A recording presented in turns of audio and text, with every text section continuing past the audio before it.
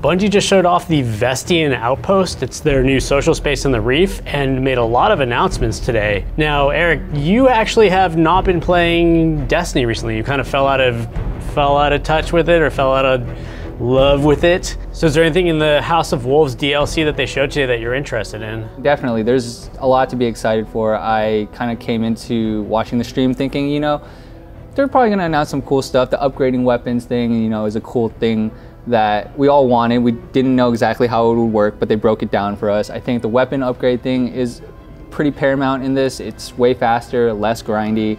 The 3 new NPCs that they showed look interesting, I guess.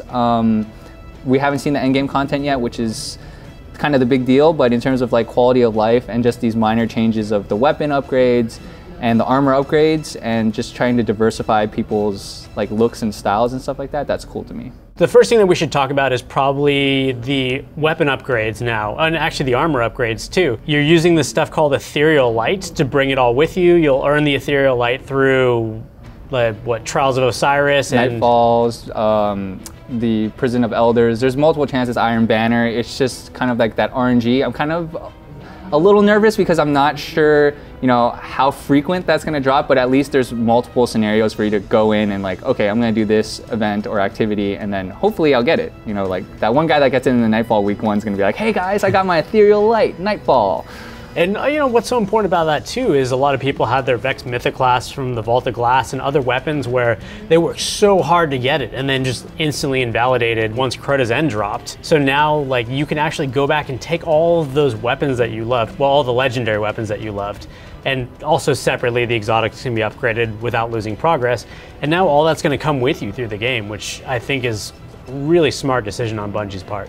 Yeah, I think it's gonna, I think if anyone stop playing like me, like this is one of those changes that when you came into Crota's End, you're like, oh, I really wish I could use my Fatebringer. But I kind of get why they didn't give you that option, because they had new raid weapons. So usually in other MMO games, even though this isn't an MMO game, they kind of go, okay, you earn this raid tier weapon, and it's like, this is good for this raid, but now there's a new raid, so there's new raid tier weapons, and they kind of separate them, and so that's kind of what they did in Crota's End. But now, since there isn't a raid and there's new activities, they're kind of like, okay, you guys worked really hard to get these weapons, let's let you upgrade them. Or vice versa, if you didn't get that weapon before in Vault of Glass, now it's actually worth going back into Vault of Glass to go get that Fatebringer that you didn't get the first time. Now, we don't know if that Fatebringer is going to be like the new version if you do Vault now, or if it's the old version. I would guess it's probably the old version that you upgrade, but either way, it's still good because you're going to get an awesome weapon, or a weapon that you used to love using, and you can use it now, and it's viable. Another thing you can now do with your new guns or the new weapons in this DLC is reforging, which I think the community has been asking for. It's something they've done a little bit in Iron Banner. They played with the idea, but that weaponsmith, let's be honest, was mostly useless after level 20. So like now you can go to the gunsmith, you can take the new weapons, and you can re-roll and re-roll until you get those explosive rounds you always wanted, or whatever your favorite perk is. Yeah, I mean, I've been asking for, like personally within the office, I've been asking for reforging for a while. Like you said, they did test the waters in Iron Banner, and that's where I had a lot of fun. I farmed my Timor's Lash, and I rolled it till I got, you know, Field Scout and the perks I wanted. And same with, you know, Fellwinter's Lie. If you wanted the shotgun, you rolled it the way you wanted to. And now with the new weapons, the new legendaries, at least in the game, you're able to do that, and that's a big change. And finally, the gunsmith gets to do something. So you have some telemetries, reforged. So you actually go to him, you know, whereas before you're like, that guy. You know, let's be honest, if the gunsmith were any good, he'd be working for Suros or somebody like that. Yeah, he's just like the only guy they could hire to get into the tower on that salary. Continuing to make your leveling progress easier now, the speaker has a full material exchange too, which is new, and that's really cool, like not having to grind Eris back up to whatever level you need to, you know, do radiant shards for radiant energy. It's just kind of your one-stop shop now.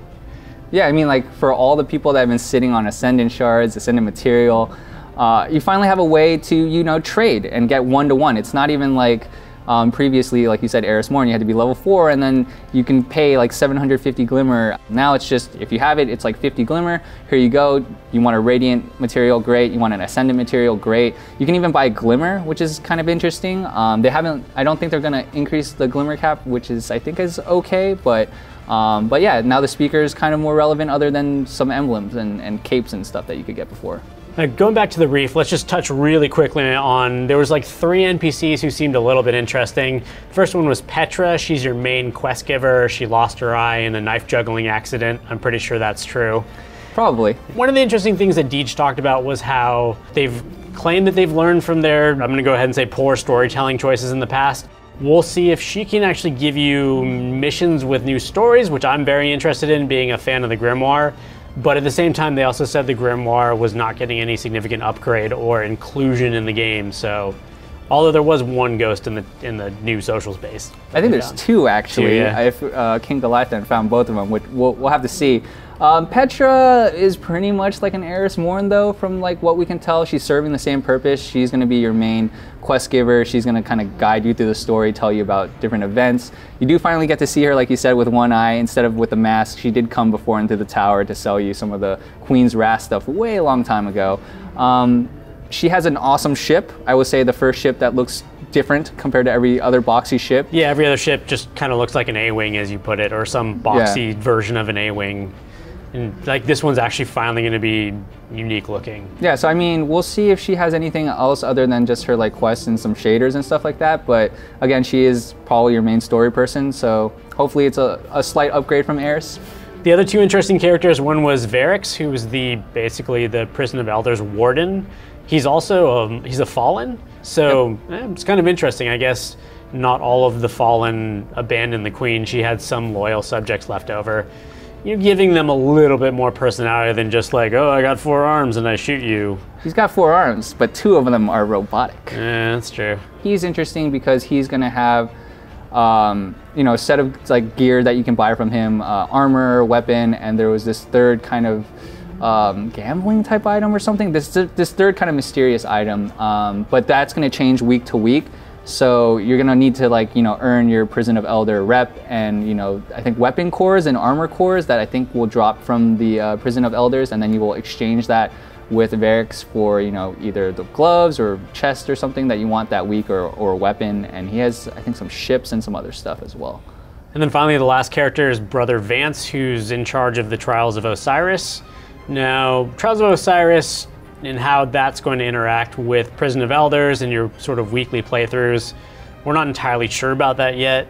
Like they said it was going to change every week. I think that, I'm not sure what's going to change, but I wouldn't be surprised if there is some variety in it. It is, I think, a weekend event though. I think it's like a Friday to Tuesday when it resets.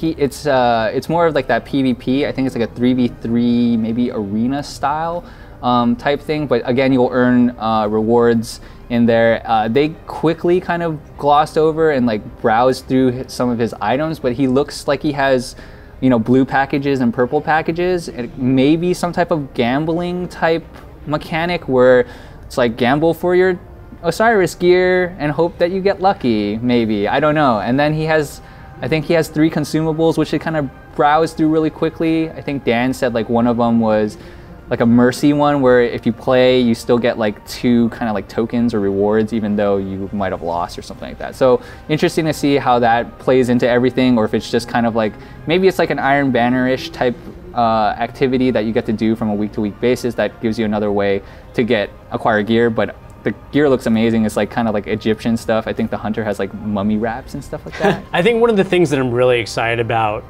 House of Wolves is just, I think players are going to finally look very different from one another. Previously, the way Destiny's worked is everybody just equips the highest level raid gear because that's what gets you to whatever the highest level is at that time. And, you know, up until now, like, everybody's wearing the same stuff. So now with the ability, just with the, like, they're adding a lot of new armor and they're adding a lot of new weapons. And then on top of that, now you can bring your old stuff with you up to the max level. I just think it's going to be a lot more diverse place to hang out. Yeah, I mean, it's definitely you're gonna get some really cool looking guys. You're gonna get some clown looking guys. You're gonna get crazy with it.